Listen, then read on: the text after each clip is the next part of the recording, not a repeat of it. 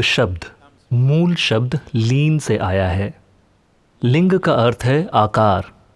ये लिंग या ये ऊर्जा रूप या ये दीर्घ वृत्ताभ अलग अलग गुणों के साथ और अलग अलग उद्देश्यों से बनाए जा सकते हैं। कुछ लिंगों को सेहत के लिए बनाया गया है, कुछ को खुशहाली और संपन्नता के लिए, कुछ को आध्यात्मिक प्रगति के लिए और कुछ को ध्यान साधना के लिए। इस तरह कई प्रकार के लिंग बनाए जा सकते हैं। मूल रूप से इन्हें बनाने के 7 अलग अलग तरीके हैं। इन 7 को आगे और भी कई प्रकारों में बांटा जा सकता है। ध्यान लिंग की खूबी यह है कि इसमें ये 7 आयाम मौजूद हैं, लेकिन मूल रूप से इसे ध्यान की अवस्था में जाने के लिए तैयार किया गया है। अगर आप बस ध्यान लिंग के सामने बैठते हैं तो आप ध्यान की अवस्था में चले जाएंगे। आप में से कितने लोग वहां गए हैं? क्या आप कभी गए हैं?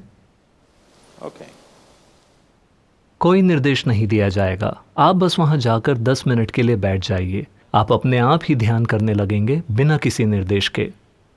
तो इसका उद्देश्य, विज्ञान और तकनीक ये है कि आप एक ऐसा ऊर्जा रूप बनाते हैं जो आपका काम करेगा और इसे लंबे समय तक करता रहेगा।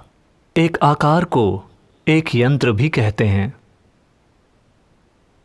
यंत्र यानी एक तरह की मशीन। एक सरल सा आकार एक यंत्र है।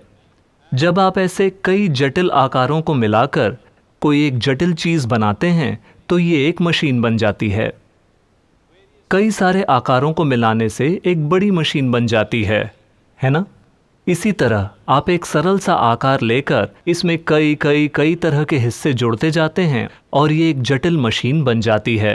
तो ये एक तरह से ध्यान मशीन है। आप बस बैठते ही ध्यान में चले जाते हैं। ये हजारों लोगों का अनुभव रहा है। वे सोच कर आते हैं कि वे 10 मिनट के लिए बैठेंगे, लेकिन जब वे उठते हैं तो 2 घंटे बीत चुके होते हैं। वे वहीं बैठे रह जाते हैं, क्योंकि एक बार ध्यान लगने के बाद समय का बोध नहीं रह जाता।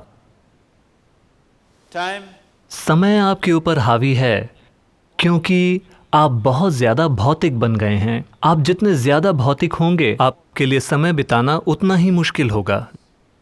क्या आपने गौर किया है? अगर आप अपने मन में कुछ सोच रहे हैं तो समय थोड़ी तेजी से बीत जाता है। अगर आप मन से परे हैं तो समय आपके अनुभव से ओझल हो जाएगा। लेकिन अगर आप केवल भौतिक हैं तो समय नहीं बीतता, आप हिलते रहेंगे, है कि नहीं? आप जितने ज्यादा भौतिक होते हैं, समय आपको उतना ही टॉर्चर करता है। समय का टॉर्चर केवल भौतिक के लिए है। अगर आप भौतिक नहीं हैं तो समय आपको टॉर्चर नहीं करता। ध्यान की अवस्था का अर्थ है कि आप अपने और अपनी भौतिकता के बीच एक दूरी पैदा कर रहे हैं। इसे छोड़ना नहीं, लेकिन इसे थोड़ा ढीला रखना। अगर आप इसे थोड़ा ढीला रखते हैं तो आप इसे मनचाहे तरीके से इस्तेमाल कर सकते हैं। जब आप न चाहें तो आप इसे छोड़ सकते हैं। अगर आप इसमें उलझ गए तो भौतिकता का हर गुण आपको भी सताता है। भौतिकता की सारी सीमाएं आपकी भी बन जाती हैं और पूरे जीवन आपको सताती हैं। तो ध्यान की अवस्था का एक अर्थ ये है कि आप एक स्तर पर अपने और अपनी भौतिकता के बीच एक दूरी पैदा कर रहे हैं, या दूसरे शब्दों में कहें तो यह असतो मां सद्गमय की एक साधारण सी यात्रा है, असत्य से सत्य की ओर। ऐसा क्या है जो सत्य नहीं है? जो बात सच नहीं है वो बस ये है कि आपने इसे इकट्ठा किया है, लेकिन अभी आप मानते हैं कि ये आप हैं। ये सच नहीं है ना? तो सच का मतलब है कि आप झूठ से दूर हट गए हैं। सच कोई ऐसी चीज नहीं है जिसे आप करते हैं। अगर आप झूठ नहीं बोलते तो आप सच्चे हैं। आपको सच्चा होने के लिए कुछ करना नहीं होता, है ना? अगर आपको झूठ बोलना हो तो ये बहुत ही जटिल काम है कि नहीं? आपको इसका अनुभव है ना? अगर आपको एक झूठ बोलना हो तो ये एक बहुत पेचीदा काम है। सच्चा होने के लिए आपको क्या करना होगा? कुछ नहीं। एक बेवकूफ़ भी सच्चा हो सकता है, हाँ या नहीं? ये सीधी सी बात है। आप बस यहाँ बैठ जाइए, आप सच्चे हैं, है ना? अगर आप कोई झूठ बोलना चाहते हैं तो इसमें बहुत पेचीदगी होती है।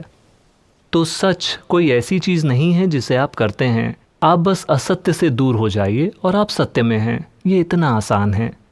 तो ध्यान लिंग बस उस ओर जाने का एक साधन है।